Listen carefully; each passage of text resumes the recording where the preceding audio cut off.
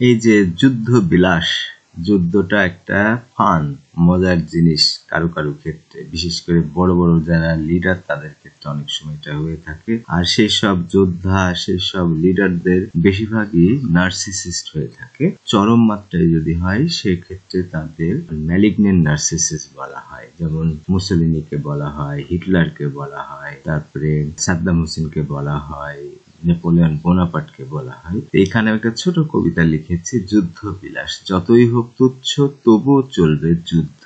অনেক সময় খুব তুচ্ছ বিষয় নিয়ে যুদ্ধ শুরু হয় এবং সেটা চলতে থাকে। যখন বোঝা যায় যে যুদ্ধটা তুচ্ছ, সবাই কেউ পছন্দ করছে না, তারপরেও দেখা যায় যে যুদ্ধটা চালিয়ে যায়। অনেকটা শুটিং অ্যান এলিফেন্টের মতো, যে হাতিটা পাগল হয়ে গেছে, তাকে কেউ মারতে পারছে না, যে মারতে পারছে না তাকেই দুর্বল ভাবা হচ্ছে, কাপুরুষ ভাবা হচ্ছে। আর পরে যখন একজন বড় মিলিটারি আসলো, সে দেখলো যে হাতিটা অলরেডি ভালো হয়ে গেছে, সে আর পাগল না। তখন সে কি করলো, দেখলো যে যদি হাতিটাকে সে মেরে না ফেলে তাহলে অন্যদের মতো তাকেও কিন্তু সবাই কি বলে ডাকবে, বলবে যে ভীতু, সাহস নাই, সেটা ভাববে। তখন সে কি করলো, বাধ্য হয়ে সে হাতিটাকে মেরে ফেললো। তার মানে সে হাতিটা ভালো হয়ে গেছে, তারপরেও মেরে ফেললো। যুদ্ধের মধ্যে অনেক জটলা বেঁধে যায়, সাহসিকতা, বীরত্ব, অনেক কিছু প্রকাশ পায়। তাই বলেছি, যতই হোক তুচ্ছ তবুও চলবে যুদ্ধ। হোক না সে দেশ ইউক্রেন, জানেন ইউক্রেনের সাথে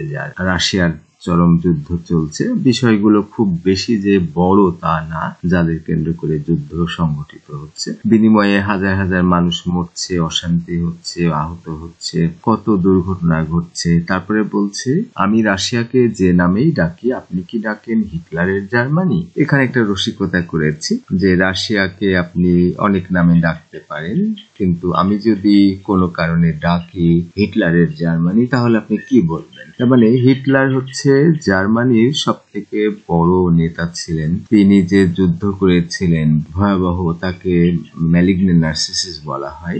সেই হিটলার যুদ্ধ করেছিল জার্মানির পক্ষ, সেটা রাশিয়ার বিরুদ্ধে। কিন্তু যুগের পরিবর্তনে যেটা হয়েছে, সেই হিটলার, জার্মানির হিটলার চলে আসছে রাশিয়া।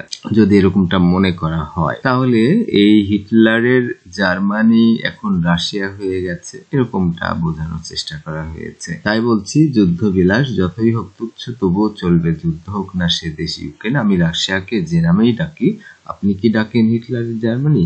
ধন্যবাদ।